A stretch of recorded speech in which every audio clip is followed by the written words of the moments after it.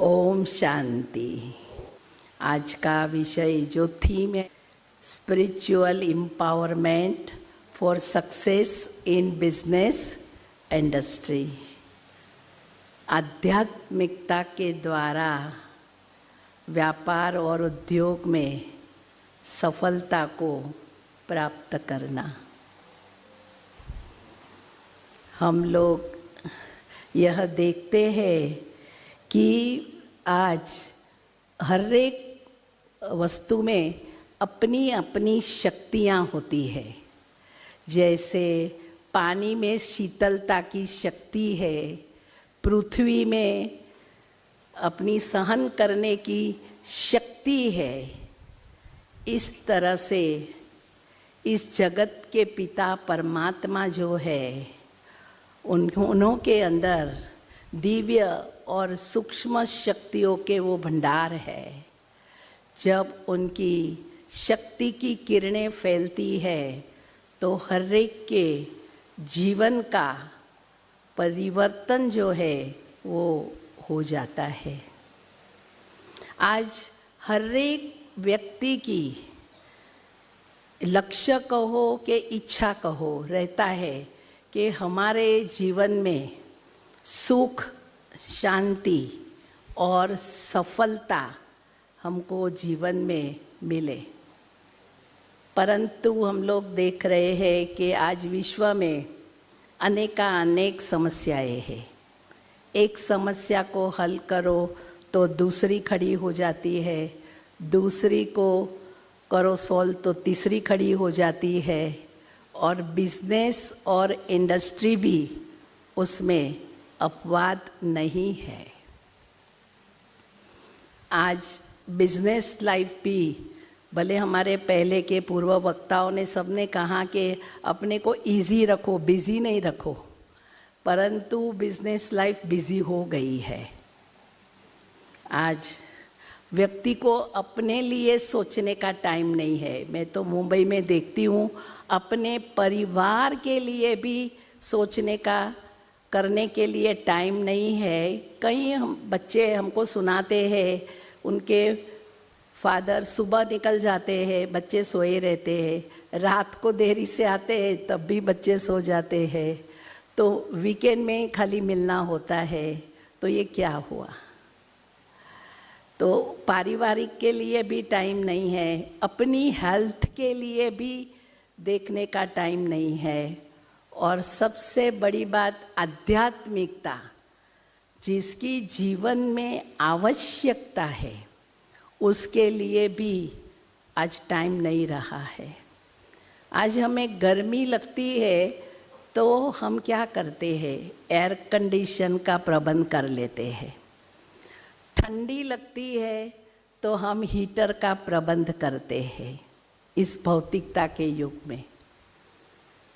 परंतु यदि किसी को गुस्सा आ जाता है तो उसको ठंडा करने की शक्ति उसके पास है, उस भौतिकता के पास है, साइंस के पास है। वो शक्ति जो है वो शक्ति किसके पास है? वो शक्ति आध्यात्मिकता के पास है। एक बहुत उदाहरण आपको देती हूँ, ये तो सच्ची बात है। जो आदि के शंकराचार्य जी थे, उनको बहुत छोटी उम्र में संन्यास लेना था, तो उसकी माँ ने बोला मैं तेरे को संन्यास लेने नहीं देंगी।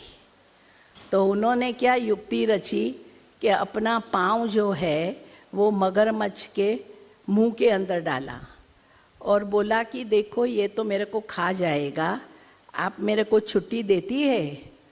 तो माँ को लगा कि इनका मुंह तो मुझे देखने को मिलेगा, तो उन्होंने कहा मैं तेरे को छुट्टी तो देती हूँ, पर तेरे से मैं एक शर्त भी करती हूँ कि जब मैं शरीर छोड़ूं, वैसे सन्यासी वापस नहीं आते हैं, परंतु इन्होंने कहा कि जब मैं शरीर छोड़ूं तो मैं तेरी ही कांध पर जाऊं। तो शंकराचार्य जी ने कहा कि ठीक है, मुझे ये शर्त मंजूर है। जब उसकी माँ ने शरीर छोड़ा तो वो हजारों मील दूर थे, परंतु समय पर वो पहुंच गए थे। उस समय क्या टेलीफोन था, फैक्स था, इंटरनेट था, जो भी साधन है, कुछ भी था नहीं था। तो वो कौन सी शक्ति ने काम किया? वो कौन सी शक्ति? वो स्पिरिचुअल एम्पावरमेंट, आध्यात्मिक सशक्तिकरण जिसको हम कहते हैं, उस शक्ति ने काम किया। ये सच बात है। तो आज हम देख रहे हैं, जैसे बताया कि हर एक व्यक्ति को जीवन में 4 बातों में सफलता चाहिए। एक तो पहले व्यक्तिगत सफलता, दूसरा पारिवारिक सफलता, तीसरा सामाजिक सफलता, और चौथा व्यावसायिक सफलता, सक्सेस इन बिजनेस। सबको चाहिए ना? अभी सक्सेस शब्द जो है वो 7 अक्षर का बना हुआ है, जिसको हम कहते हैं एस फॉर सेटिंग गोल। यदि हमें जीवन में सफलता चाहिए तो हमें अपने गोल को, अपने ध्येय को पहले सेट करना होता है। आज किसी को पहाड़ चढ़ना है तो उसको माइलस्टोन नहीं देखना है, लेकिन पहाड़ के शिखर को जब वो देखता है तो गोल को, ध्येय को पहुंच जाता है।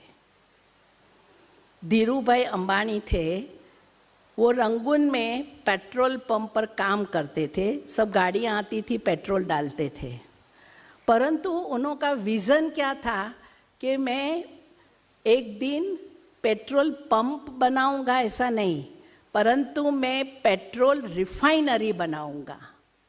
तो वो गोल पर वो पहुंच गए। तो ध्येय हमारा बहुत ही पक्का होना चाहिए। एक राजा ने अनाउंस किया कि मुझे मुख्य प्रधान पद के लिए एक उम्मीदवार चाहिए।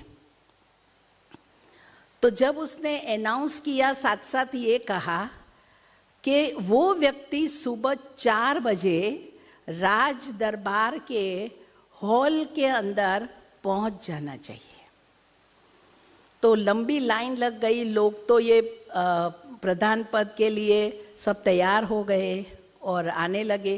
परंतु राजा ने क्या किया था कि सभी आकर्षण बीच बीच में रखा हुआ था, और लोग जैसे आते गए तो पहले उन्होंने बहुत सुंदर चलचित्र देखने को रखे थे, पिक्चर सिनेमा रखा था। तो कई लोग जो थे वो वहाँ ही खड़े रह गए। फिर अच्छा म्यूज़िक रखा था, संगीत रखा था, तो कई लोग वो सुनने के लिए रह गए। फिर बहुत अत्तर, सेंट, परफ्यूम 1 रुपये में मिलता था, तो लोग उसी में ही खरीदारी में रह गए और वहाँ खड़े रह गए। फिर 36 प्रकार के भोजन, बहुत अच्छा चटाकेदार भोजन रखा था, तो कई लोग वहाँ ही खड़े रह गए। एक ही व्यक्ति ऐसा था जो वहाँ 4 बजे जो प्रधान पद का उनको बनना था, ध्येय था उनका, गोल उसने रखा था, तो वो राइट टाइम पर राज दरबार के हॉल में वो पहुंच गया था। तो कहने का भावार्थ क्या? जो भी कर्मेंद्रिया ये सब उसी के अंदर रचे पचे रह गए। एक ही व्यक्ति जो था वो अपने गोल को, ध्येय को, उसने कर्मेंद्रियों को जीता और वो वहाँ पहुँच गया था। तो हमारा गोल जो है वो हमें बरोबर, ध्येय जो है वो हमारे को सामने रखना है। You for utilise the time, समय। देखो आज सुबह भी गया हुआ समय जो है वो वापस नहीं आता है। दुनिया में किसी का धन जाएगा, कुछ भी होगा, वो वापस आ सकता है, परंतु आज समय जो गया हुआ है वो कभी वापस आता है? नहीं आता है। तो हमें समय का कदर, 24 का 25 घंटा तो होने वाला ही नहीं है, किसी के लिए भी नहीं होता है। दुनिया में जो महान व्यक्ति है, जो सफल हुए हैं, उनके पास भी 24 घंटा है, हमारे पास भी 24 घंटा है। तो हमें उसी में ही हमारी प्रायोरिटी किस काम की है, कौन सा वर्क हमें पहले करना है, प्रायोरिटी हमारी क्या है। और कोई भी कार्य हम करते हैं तो हमें अपने डेडलाइन, ये कार्य इस समय में मुझे पूरा करना होगा, तो डेडलाइन को हमें फिक्स करना है। तो समय की हमें कदर चाहिए, यूटिलाइज द टाइम। हमारे जो दादी जी थे, चीफ ऑफ ब्रह्मा कुमारीज, 3 साल पहले उन्होंने शरीर छोड़ा, 104 साल के हुए थे। वो हमेशा हमको बताते थे कि समय, क्लास हमको जब भी कराएंगे एक बार जरूर वो हमको सुनाते थे कि समय, संकल्प, श्वास, मन, वचन, कर्म, तन, मन, सब कुछ सफला करो। दादी हमेशा बोलती थी सफल करो। उसी तरह सी फॉर करेज, हिम्मत। आप कोई भी कार्य करते हो, आप एक कदम तो आगे बढ़ो, तो वो 1000 कदम आने तैयार है, पर हमको एक कदम तो आगे बढ़ना है ना। नेपोलियन जो था, उसको लड़ाई करने जा रहा था अपने सैन्य के साथ एक बार, तो लड़ाई करने जा रहा था तो आल्प्स पहाड़ उसको चढ़ना था। तो नीचे तलेटी में एक बुढ़िया रहती थी, तो वो आई, उसने नेपोलियन को कहा कि अरे आप ये आल्प्स पहाड़ मत चढ़ो, आज तक जो गया है ना वो वापस कभी आया नहीं है, तो आपको नहीं जाना है, उधर नहीं जाना चाहिए। तो नेपोलियन ने कहा कि माता तेरे को मालूम है मैं कौन हूँ? मैं तो नेपोलियन बोनापार्ट हूँ, मैं तो जाऊँगा ही और करूँगा ही, मेरे लिए कोई अशक्य चीज़ है ही नहीं, इसलिए मैं तो जाऊँगा। और वो गया और लड़ाई जीत भी गया। तो करेज हमारे अंदर हमेशा, हिम्मत हमको रखनी है। कहते हैं ना, हिम्मत बचा तो मदद खुदा। तो हिम्मत कभी हारनी नहीं चाहिए। सी फॉर करेज। इस तरह अगेन सी फॉर क्रिएटिविटी। कोई भी कार्य हमें करना है तो हमें रचनात्मक कार्य जो है वो करना है। जितना हमारा पॉजिटिव एटीट्यूड होगा, उतना हम अच्छी तरह से रचनात्मक कार्य जो है वो कर सकते हैं। आप समझो कि एक बड़ा बंगला है, आप रहते हैं बंगले में, तो बंगले से छोटी क्या होती है? टेरेस। टेरेस से छोटा क्या होता है? Drawing room. ड्राइंग रूम से छोटा क्या होता है? बेडरूम। बेडरूम से छोटा क्या होता है? किचन। किचन से छोटा क्या होता है? झापा बोलते हैं ना, गैलरी। उससे छोटा क्या होता है? गेट। गेट से छोटा क्या होता है? नकूचा बोलते हैं। उससे छोटा ताला, और उससे छोटी होती है चाबी। जब आपको बंगले में प्रवेश करना है तो आपको चाबी राइट साइड पर घुमानी पड़ेगी, तो आपको बंगले में प्रवेश मिलेगा। परंतु यदि आपने चाबी लेफ्ट साइड पर घुमाई तो क्या हो जाएगा? आपको बंगले में प्रवेश नहीं मिलेगा। तो चाबी राइट साइड पर घुमाना माना पॉजिटिव थिंकिंग, चाबी लेफ्ट साइड पर घुमाना माना नेगेटिव थिंकिंग। आप जहाँ भी रहते हैं, आपके आजू में, बाजू में, चाहे मोहल्ले में, चाहे ऑफिस में, जहाँ काम करते हैं, कोई न कोई तो एक मीठा दुश्मन होता ही है कि नहीं है? बात ठीक होता है ना? समझो यदि वो आपको सामने मिल गया तो आप जरूर उनको स्मित दो, स्माइल आप दो, आपका स्माइल 1000 शब्दों से ज्यादा काम देगा। और हो सकता है कि आपको स्माइल का रिस्पॉन्स स्माइल से मिलेगा भी। तो ऑटोमेटिक जो हमारी अंदर से मीठी दुश्मनावट है वो निकल जाएगी, प्रेम का ताला खुल जाएगा, दरवाजा खुल जाएगा। मैं आपको एक अनुभव सुनाऊं कि हमारे पास नागार्जुना मैनेजमेंट सेंटर विद ब्रह्म कुमारीज हम लोगों ने खोला था हैदराबाद में। तो उनके जो मैनेजिंग डायरेक्टर ने हमको अपना अनुभव एक बार सुनाया कि मेरा एक ये फाइनेंस का बहुत बड़े व्यक्ति थे, अच्छे तरह लेक्चर करते थे, यशस्वी करके नाम था। तो हमारा और उनका कोई बात से, ये भी चेयरमैन कंपनी के थे, मैनेजिंग डायरेक्टर थे, तो बोला हमारा कोई न कोई कारण से आपस में मनमुटाव हो गया था। तो केवी के राजू ने क्या किया, जब से ये आध्यात्मिक ज्ञान लिया, इन्होंने नागार्जुना हिल में अपना ब्रह्म कुमारी इसका सेंटर ही खोला था। और हम लोग वहाँ उनकी इंडस्ट्री में और काफ़ी दूसरी इंडस्ट्रीज में रेगुलर प्रोग्राम करते थे। अभी भी सेंटर है वहाँ। तो उन्होंने अपना अनुभव ये सुनाया कि हमारा जब मन मुटाव था तो मैंने ये ज्ञान लिया, बाद में मैं रोज सुबह आके जब मेडिटेशन करता था तो मैं उनको अच्छे वाइब्रेशन देना शुरू करता था कि हमारा मन मुटाव है पर ये निकल जाए। मैं शुभ भावना, शुभ कामना, ऐसा श्रेष्ठ संकल्प मैं उसके लिए करता था। एक दिन क्या हुआ, दोनों ही एयरपोर्ट पर मिले, दिल्ली जा रहे थे। तो यशस्वी जो है उन्होंने केवी के राजू को बोला, सर आपका बैग मुझे पकड़ने दे दीजिए। तो दोनों की बात शुरू हो गई। वीआईपी लॉन्च में बैठ के दोनों ने अपनी फिर बातें आगे शुरू किया। बाद में वो यशस्वी की पूरी टीम लेके यहाँ ज्ञान सरोवर में सबको रिट्रीट कराने वो लेके आए यशस्वी जी। तो दोनों का देखो, ये हमारा जो वाइब्रेशन है वो पहुँचता है सामने वाली व्यक्ति को। तो हमें हमेशा, जैसे बताया कि रचनात्मक, हमको हमेशा पॉजिटिव जो है वो थॉट्स करने हैं।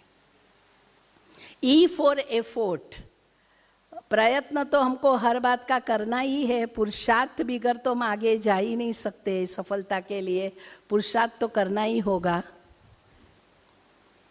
फिर again S for sensible planning. कोई भी प्लानिंग हमें करना है, हमें कोई भी कार्य करना है तो हमें टीम स्पिरिट से हमें कार्य क्या है, करना है। एक बहुत छोटी सी कहानी है कि कैसे अकेले हम कोई काम नहीं कर सकते हैं। आज एक टेबल भी उठाना है, मैं कहेंगी जरा हेल्प करो। तो एक बार 5 अंगुली ये है, उनका आपस में झगड़ा हो गया क्योंकि हर एक ने बोला मैं बड़ी। तो अभी क्या करे, तो एक थाल मंगाया, उसके अंदर बूंदी रखी गई। फिर बोला, इसने तो बोला कि मैं बड़ी क्योंकि सबका मालिक एक कहते हैं तो मैं बड़ी हूँ। इसने कहा मैं तो हुई ही बड़ी तो मैं बड़ी हूँ। तीसरी ने कहा कि कोई भी अच्छा कार्य होता है तो इस अंगुली से किया जाता है स्वस्तिक, तो मैं बड़ी। इसने कहा श्री कृष्ण ने गोवर्धन पहाड़ उठाया तो ये अंगुली का यूज़ किया तो मैं बड़ी। इसने कहा मेरे बिगर तो कोई सही सिक्का एग्रीमेंट होने वाला ही नहीं है तो मैं बड़ा। अभी 5 के बीच में हुआ तो उनको कहा कि चलो लड्डू बनाओ, तो एक अंगुली नहीं बना सकी। जब 5 अंगुली ऐसे किया तब क्या हुआ, बूंदी का लड्डू बना। तो टीम हो गई ना 5 की। तो टीम स्पिरिट बिगर कोई कार्य नहीं करना है। तो सेंसिबल प्लानिंग हमको अच्छी तरह से करना है। जब एक बार हम सेंसिबल प्लानिंग शुरू करते हैं तो स्टार्ट द वर्क। फिर आप जो है वो अपना कार्य जो है वो क्या करो, शुरू कर दो। एक डॉक्टर सोंजा करके अमेरिका में हो गए, इन्होंने सर्वे किया, 3.25 लाख लोगों का उन्होंने सर्वे किया। तो उसने देखा कि जो लोग प्रसन्न चित्त व्यक्ति थे वो लोग अपने जीवन में ज़्यादा सफल रहे। क्यों? क्योंकि प्रसन्न चित्त व्यक्ति का मूड हमेशा अच्छा होता है, चेहरा उनका हमेशा खिला हुआ रहता है, मूड अच्छा रहता है, प्रसन्न रहते हैं। तो उसने ये सर्वे करके देखा कि कैसे प्रसन्न चित्त व्यक्ति अपने जीवन में आगे चले गए और सफलता को प्राप्त किया। हमारी दादी जी भी हमेशा कहती थी, गुलजार दादी जो ये बिजनेस विंग के हमारे चेयरपर्सन थे, वो भी 2 साल पहले शरीर छोड़ दिया उन्होंने भी 96 साल की एज में। तो दादी हमेशा हमको कहती थी कि खुशी जैसा कोई खुराक नहीं होता है, खुशी जैसा कोई खजाना नहीं। हम ये हॉस्पिटल चलाते हैं तो कभी राउंड लगाने जाते हैं तो देखते हैं कोई पेशेंट सोया होता है, कोमा में होता है, तो हम लोग क्या बोलते हैं कि बेचारा जिंदा तो है पर कोमा में पड़ा है। तो खुशी बिगर का जीवन कोमा में पड़ा हुआ मनुष्य जैसा है। इसलिए हमें कभी भी अपनी खुशी को गायब नहीं करना है, हमेशा के लिए। जैसे शिवानी बहन ने भी इस पर बोला कि खुशी को हमेशा हमें क्या करना है, मेंटेन करना है। तो सुख, शांति और सफलता के लिए हमें व्यक्तिगत अपना जो है वो व्यक्तिगत रीति से, आध्यात्मिक रीति से हमें पुरुषार्थ जो है वो हमेशा करते रहना है। क्योंकि इंडस्ट्रियल प्रोग्रेस के साथ साथ हमारे को स्पिरिचुअल प्रोग्रेस जो है वो करना बहुत ज़रूरी है। देखो, आप लोग जब इंडस्ट्री चलाते हैं तो आपको 3 पावर की, बिजनेस करते हैं कुछ भी, 3 पावर की आपको ज़रूरत, आवश्यकता पड़ती है। पहली पावर कौन सी चाहिए? Electric power. उसके बगैर हम नहीं चला सकते हैं। इलेक्ट्रिक पावर को इंडस्ट्री की जान कहते हैं, जरूरी है मशीनरी चलाने के लिए या हर एक रीति से। दूसरा मनी पावर। यदि हमारे पास मनी पावर नहीं होगा तो आप पेमेंट कैसे करेंगे, इक्विपमेंट की खरीदारी कैसे करेंगे? तो मनी पावर भी चाहिए। तीसरा मेन पावर। मेन पावर बहुत ज़रूरी है। अच्छे मैनेजर चाहिए, अच्छे लोग चाहिए। कितनी भी अच्छी मशीनरी हो पर चलाने वाले ठीक नहीं हो तो नहीं चलेगा। तो मेन पावर भी चाहिए। तो ये 3 पावर तो है, उसके अलावा एक चौथा भी पावर इस जीवन रूपी नैया को चलाने के, सुचारू रूप से चलाने के लिए एक चौथा भी पावर है। और वो कौन सा है? आप इतने दिन में समझ गए कौन सा पावर है वो? Spiritual power. वो चौथा पावर है, वो बहुत जरूरी है हमारे जीवन को चलाने के लिए। और उसके लिए हमारे अंदर ये स्पिरिचुअल पावर से ही हम आंतरिक शक्ति हमारे अंदर आ सकती है। वैसे शक्तियाँ तो बहुत है, परंतु जीवन को सफलता पाने के लिए मुख्य 8 शक्ति की जो है वो ज़रूरत है। वो 8 शक्ति कौन सी है हम शॉर्ट में देखेंगे। पहली है विस्तार को संकीर्ण करने की शक्ति। जैसे कछुआ अपना फैलावा करता है पर समय पर क्या कर लेता है? समेट लेता है। आप कितना भी बिजनेस करो, कितना भी विस्तार करो, परंतु इसका मतलब ये नहीं है कि रात को आपको नींद ही नहीं आवे। आप ऑफिस को ऑफिस में ही छोड़ के आओ। ऐसा नहीं कि ऑफिस का काम घर में लेके आओ, फिर आपका हेल्थ पर भी असर पड़ेगा, आपके फैमिली के ऊपर भी असर पड़ेगा। तो ऐसे हमें नहीं करना है। आप विस्तार भी करो आप संकीर्ण भी करो, दोनों हमको आना चाहिए। दूसरी है समेटने की शक्ति, ये बहुत जरूरी है। हम बोलने में कहते हैं अकेले आए अकेले जाना, ये दुनिया तो मुसाफर खाना है। अरे सिकंदर जैसा सिकंदर आया, वो भी खाली हाथ गया। बताता है ना, मेरा हाथ बाहर रखना, जो सबको पता पड़े कि मेरी तो महत्वाकांक्षा बहुत बड़ी थी, पूरी दुनिया जितनी थी, परंतु मैं तो खाली हाथ जा रहा हूँ। तो समेटने की शक्ति, देखो कोई की भी रिटर्न टिकट नहीं है, कोई की रिटर्न टिकट ही सबकी है, सिंगल टिकट किसी की भी नहीं है। कोई की सिंगल टिकट हो तो हाथ उठाओ, है नहीं, तो सबको ही जाना है। तो समेटने की शक्ति, हमें हमारे अंदर हमेशा ट्रस्टीशिप की भावना रखनी है।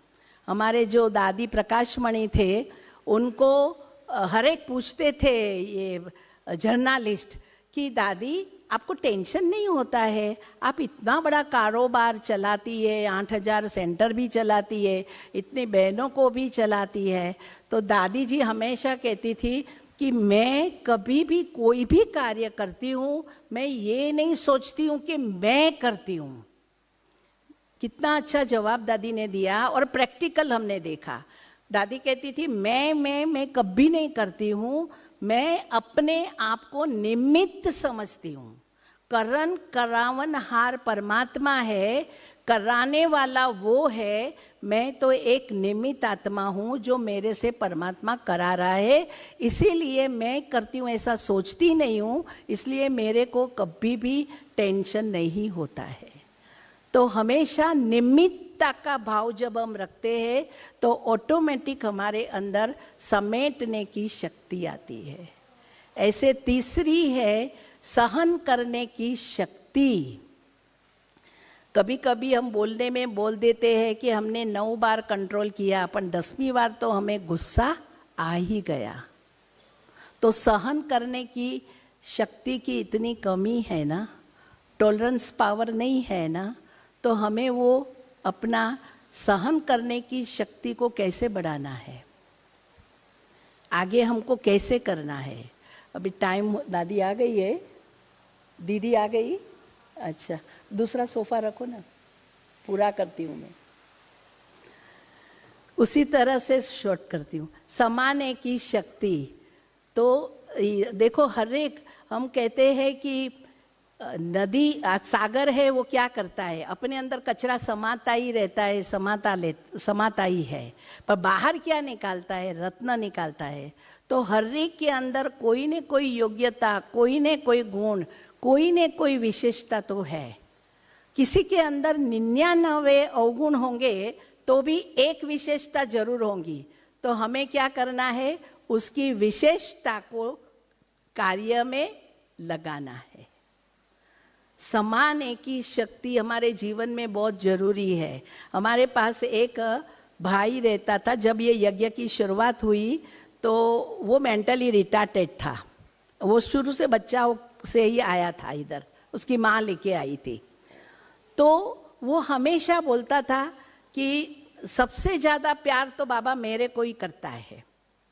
उसको सब प्यार करते थे, लेकिन उसकी विशेषता एक बाबा ने देखी, तो उससे क्या कराते थे, हमारे पास रोज हम सुबह को, अभी तो कंप्यूटर से आ जाता है, परंतु उस समय जो सुबह का हमारा कोर्स पढ़ते हैं, मुरली कहते हैं हम उसको, वो रोज क्या करता था, पोस्ट करने के लिए 3 घंटा सुबह को ऐसा ऐसा धागा बांधता था, सुबह को और शाम को 2 घंटा धागा बांध देता था। तो देखो उसकी जो विशेषता थी, वो बाबा ने उसका विशेषता को कार्य में लगा दिया।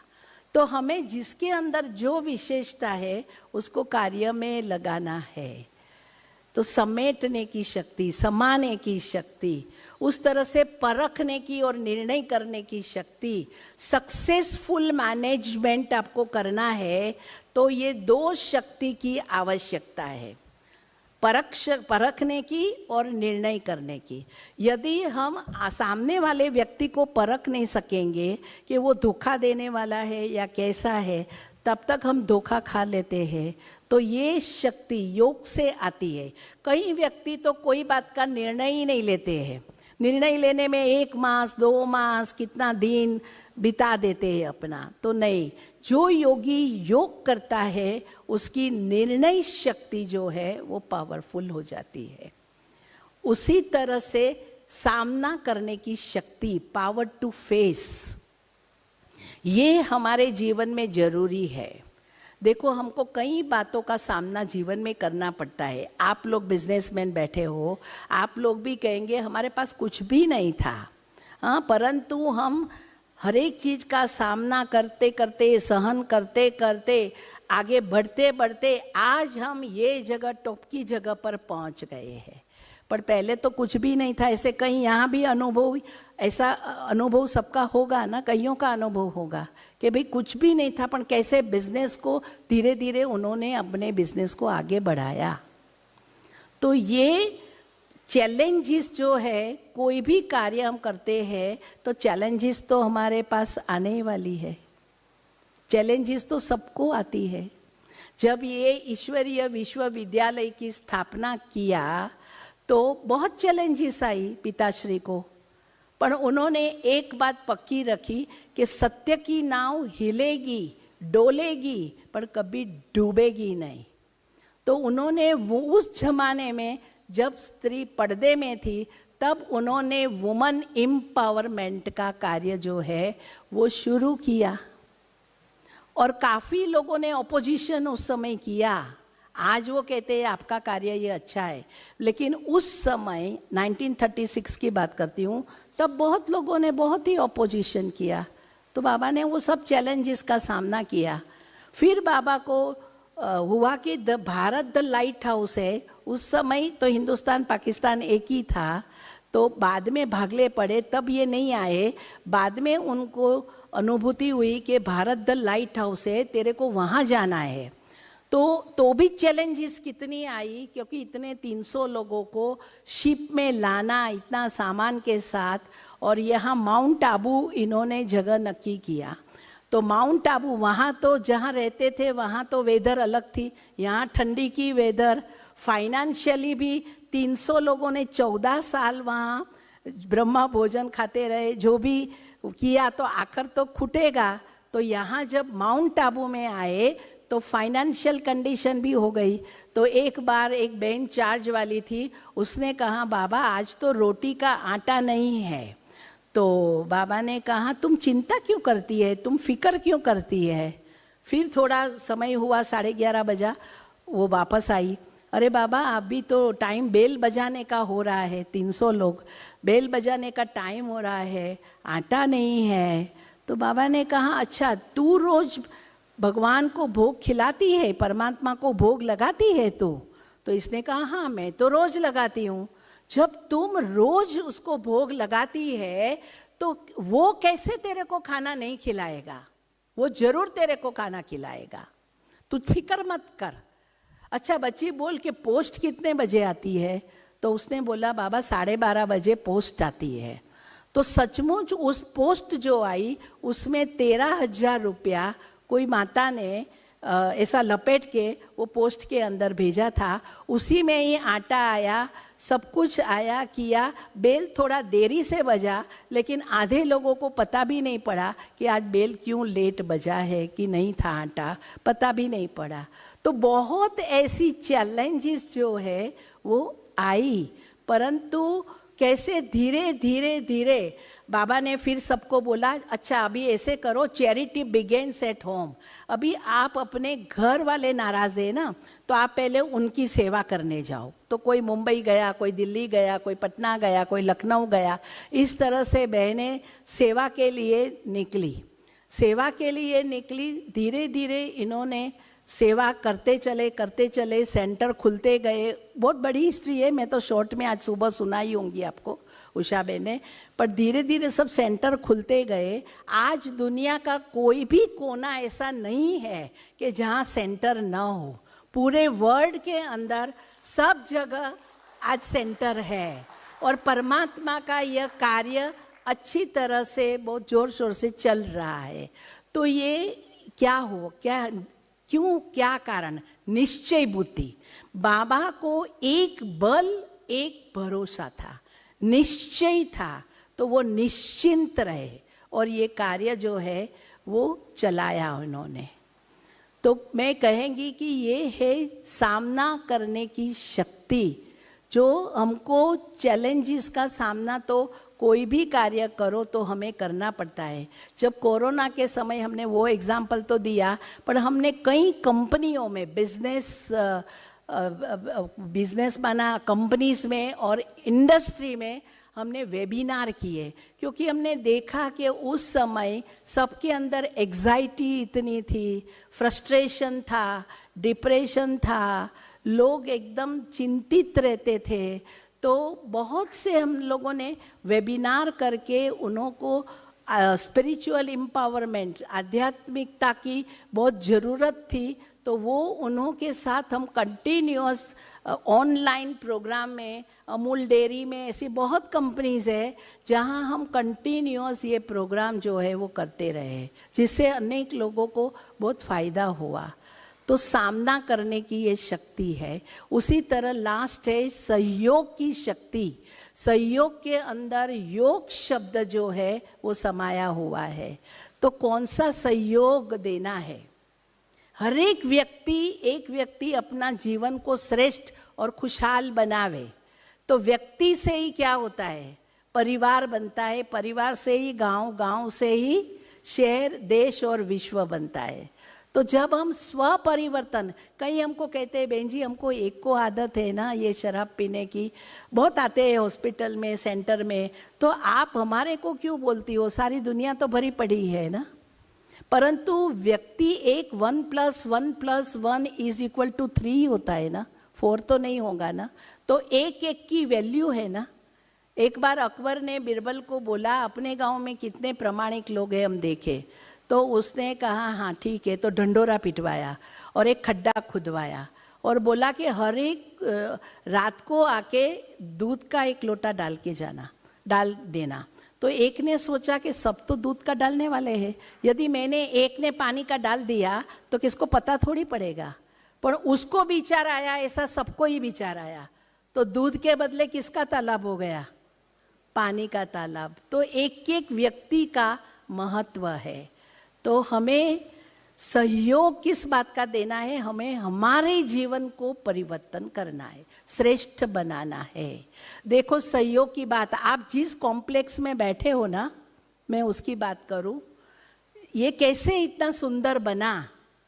तो हमारी प्रकाशमणि दादी जी जो चीफ ऑफ ब्रह्म कुमारीज थे, इन्होंने सब सेंटर, उस समय समझो 5000 सेंटर थे, तो सभी सेंटर के भाई बहनें 4-5 लाख आते होंगे।